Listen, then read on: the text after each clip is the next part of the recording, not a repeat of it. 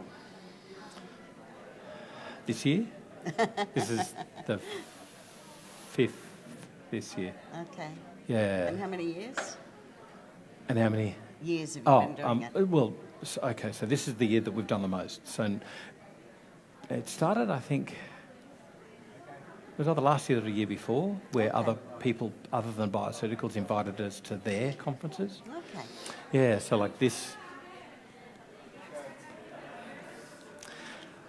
This is FX Medicine. I'm Andrew Whitfield Cook, and we're at the 2019 BioCeuticals Research Symposium, here speaking with Petrea King. Welcome, Petrea. How are you going? Good, thanks, Andrew. Petrea, you have a, without being rude, long history of helping people through their journey with cancer. And I'd really like to get a sense of a little bit about your history, why it began, and what's led you to helping care for people going through their journey with cognitive decline. Well, my work started out many, many years ago, 34 years ago. I wasn't going to say. With people with cancer. Yeah. Because I just recovered from acute myeloid leukaemia unexpectedly. Right. So I was told in 1983 that I wouldn't see Christmas of that year, which was 3 months away. My children were 4 and 7, and my brother had just committed suicide before my diagnosis. So it was a very challenging time. And so when I didn't die, I actually rang Marcus Blackmore. And I said to Marcus, you know, I'm qualified as a naturopath, a herbalist, a homeopath, a yoga and meditation teacher. I'm meant to be dead. I'm not. The doctors still say I'm going to die. I don't know what to do. And Marcus was the one who said, forget what the doctor said, just go into practice. And he put me together with a GP in Mossman, and I went into practice as a naturopath. I didn't actually really want to be a naturopath at that time, but Marcus said so. Right. So Yes, Marcus. yeah, basically. But within the first 2 weeks, the first woman with breast cancer came in, and the day after, the first person with AIDS came in. And both of them had been told they wouldn't see Christmas, Right. which is what I'd been told 15 months before. Yep. And I felt like I'd met my people who lived in the transit lounge, people who lived in great uncertainty. And so my question to people has always been, what is it that stands in the way of you being at peace? And sometimes that was diarrhoea. Fantastic. Let's leave out oranges, orange juice, fried fatty foods, fats, oils, alcohol, fried eggs, cheese, dairy products. Those are all the foods that increase both nausea and diarrhoea. And I'd use homeopathy and some other techniques and change their diet a little. And then now what is it that stands in the way of you being at peace? And those conversations got ever deeper into those more existential questions of who am I? What am I doing on the planet? Am I living the life I came here to live? If not, why not? And what am I going to do about it? Do you think that this is a pervasive thing in our society, that because of our, I'm going to say our culture, our modern culture, Yes. we've lost the meaningfulness of initiation. We've lost the meaningfulness of extended family, Yes. of community. Do you find that that's one of these creeping, insidious reasons that we are losing our identity? Absolutely. And I think we don't know who we are. We don't understand that we're here for a purpose. And that purpose is very individual. But we all need to live a life that feels meaningful for us.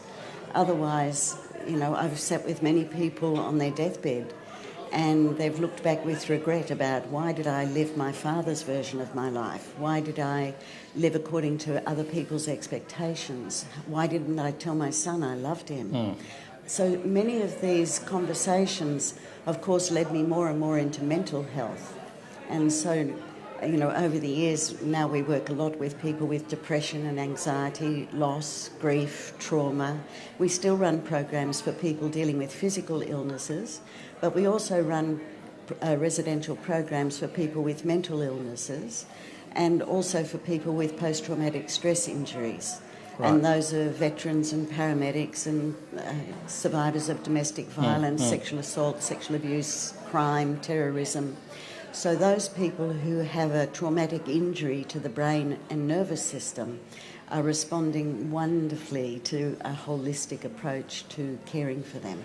There's a 20-pronged question next. So recently, after having that slap in the face from your own diagnosis, you were then helping others suffering from their slap Yes. in the face of reality. Did you find that that was an increased burden, like an increased stressor to you, or did you find that there was a common link with you and your patients? I think it's really important to understand a healthy relationship between yourself and the client. And I certainly had supervision for the first 9 years. Yep. I saw a psychiatrist every week for 9 years to get really clear about what are my issues, what are the client's issues. Because in the 80s, many people with AIDS wanted to talk about suicide, and many people since have wanted to talk about suicide. And whilst I'd saved my brother several times from his attempts at suicide, he finally took his life in Kathmandu, where no one could get to him. Yeah. So I had to be very clear that I'm not saving my brother over and over again. So my job is to provide as much insight and clarity and wisdom and education so that people can find their own best answer to move forward in their life. And to find, it's very hard to talk about peace of mind unless you have peace of body. And also to identify it. Like, do you find that that's part of the challenge, is actually to, when you say what is it that you're lacking, what is it that you find is most stopping you from moving ahead? Yes. Can people identify it, or do they have to really go through a real messy, tangled web to uncover the reason? Because we run 5-day residential programs, that's our main core work. Right. They're in an environment with 20, 25 other people who are all being deeply honest, very real, because, one of the things that happens in these circumstances is there's no nonsense. People tell you exactly what's going on, and it elicits this deep honesty in people.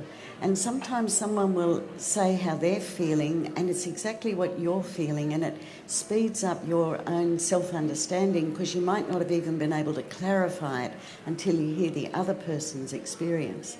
And so we find the group dynamic is a very powerful part of people really understanding themselves.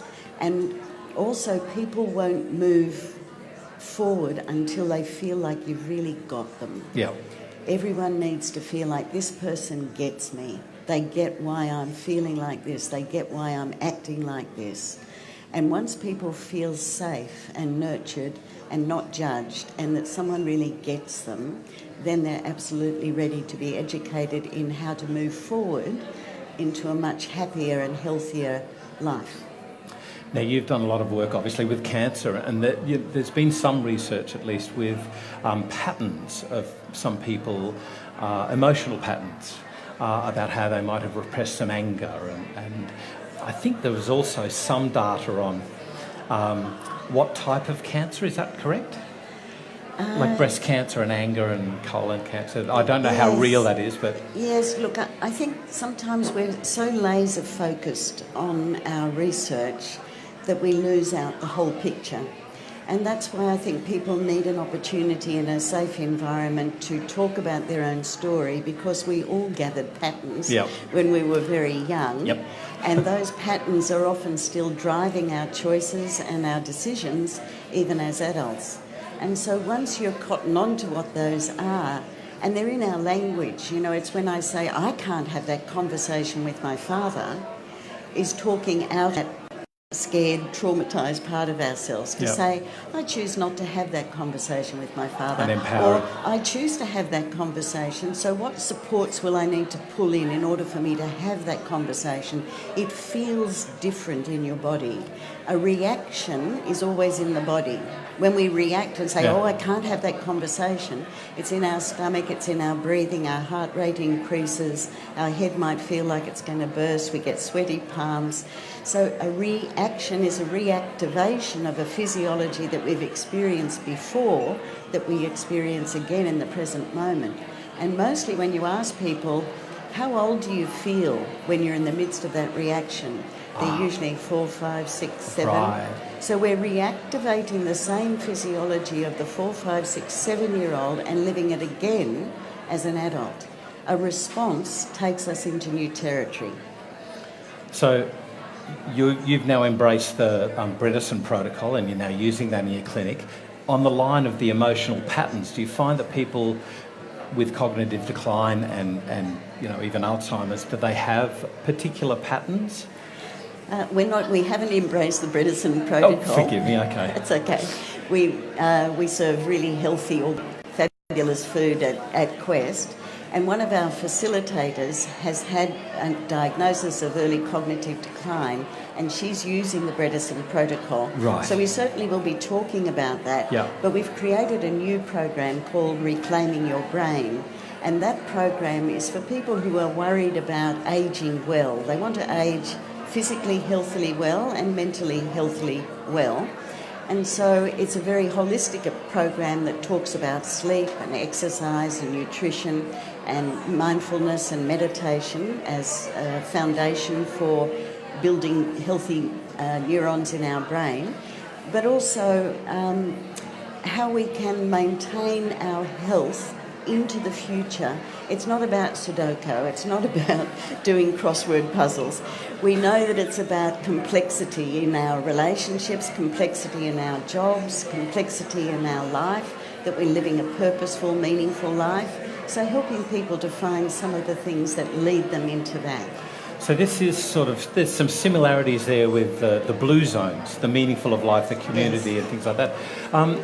What about simple steps though? If somebody hasn't had that for a long period of their life, yes, they've got a real journey, they've got a real jump to make. Yes. Are there any simple steps that you find are effective in being able to change for these people so that they can continue to have a better lifestyle? But I guess the big question there is, how much bang for the buck do they get out of making these changes?